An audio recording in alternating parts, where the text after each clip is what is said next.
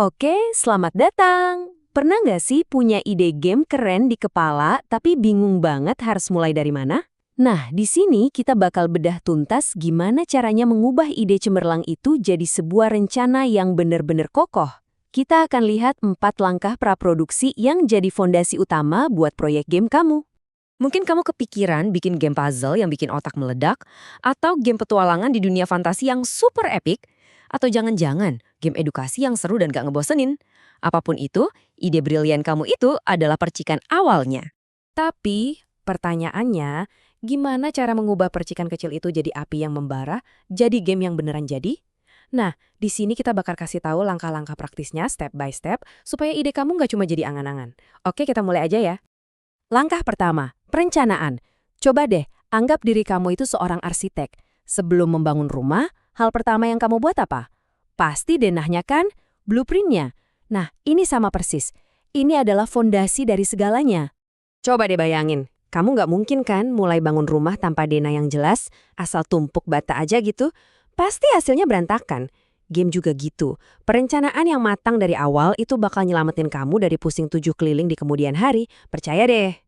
Jadi, denah ini punya 4 pilar utama. Pertama, tujuannya apa? Murni buat hiburan atau ada pesan edukasinya? Kedua, penggunanya siapa? Anak-anak atau gamer hardcore yang butuh tantangan? Ketiga, genrenya apa? Puzzle, aksi, petualangan. Dan yang keempat, platformnya mau di mana? Mobile, PC, atau konsol? Nah, jawaban dari 4 ini bakal nentuin bentuk bangunan game kamu nantinya. Dan di jantung dari semua rencana itu ada satu hal yang paling penting, gameplay. Ini adalah jiwa dari game kamu. Ini bukan cuma soal grafis yang bagus atau cerita yang dalam, tapi tentang pengalaman inti pas main. Apa sih yang pemain lakukan dari menit ke menit? Nah, itu dia gameplay. Oke, denahnya udah kebayang nih. Sekarang langkah kedua, analisis kebutuhan. Kalau kita pakai analogi rumah lagi, ini tuh momen dimana kita bikin daftar belanja. Kita butuh semen berapa sak, batanya mau jenis apa, tukangnya butuh berapa orang, semua materialnya kita list di sini. Di sini ada 2 jenis kebutuhan yang harus kita bedain. Yang pertama, kebutuhan fungsional, ini soal apa yang bisa dilakukan game. Misalnya, karakter bisa loncat, ada papan skor, bisa save game, simple. Terus yang kedua, kebutuhan non-fungsional, ini soal bagaimana rasanya pas main. Gamenya lancar jaya tanpa lag, grafisnya enak dilihat, gampang nggak dipakainya. Dua-duanya ini sama-sama penting buat bikin game yang keren.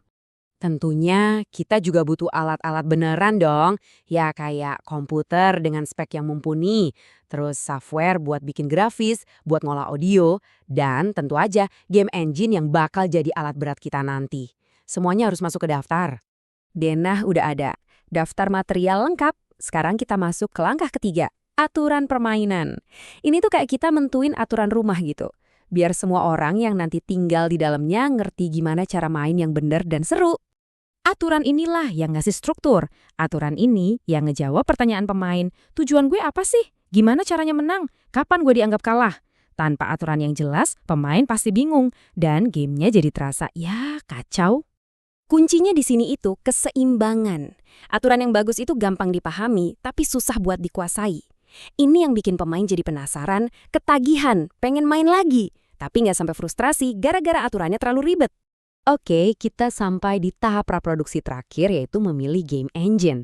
Balik lagi ke metafora rumah kita, ini tuh saatnya kita milih mau pakai alat berat apa. Mau pakai crane, eskavator, atau alat-alat canggih lainnya yang bikin pembangunan rumah jadi jauh lebih cepat dan efisien. Gampangnya gini, game engine itu kayak fondasi yang udah siap pakai. Di dalamnya udah ada sistem buat ngurusin grafis, fisika, suara, dan banyak lagi. Jadi kamu nggak perlu ibaratnya menciptakan roda dari nol. Ini bener-bener hemat waktu banget. Coba kita lihat beberapa pilihan populer. Ada Unity, ini serbaguna banget dan ramah buat pemula. Ada juga Unreal Engine, wah ini juaranya grafis realistis, meskipun emang agak lebih rumit. Kalau mau yang gampang banget buat belajar, ada Roblox Studio. Nah, pilihan yang pas buat kamu, itu semua tergantung denah yang udah kamu buat di awal tadi. Jadi, mari kita rangkum semuanya. Keempat langkah yang udah kita bahas barusan, itu adalah fondasi yang bakal menopang seluruh proyek game kamu dari awal sampai akhir. Coba ingat-ingat ini ya, perencanaan itu denahnya. Analisis itu dasar materialnya, aturan itu strukturnya, dan engine itu peralatannya. Keempat pilar ini saling nyambung dan semuanya super penting. Terus, kenapa sih ini semua penting banget? Gini, tanpa fondasi yang kuat, risikonya besar. Kamu bisa buang-buang waktu, bikin kesalahan fatal, dan bikin tim kamu jadi nggak satu tujuan. Rencana yang matang itu mastiin semua orang ngebangun rumah yang sama dengan visi yang sama-sama jelas. Jadi, sekarang kerangka kerjanya udah ada di tangan kamu. Kamu udah tahu cara mengubah ide jadi sebuah rencana yang bisa dieksekusi.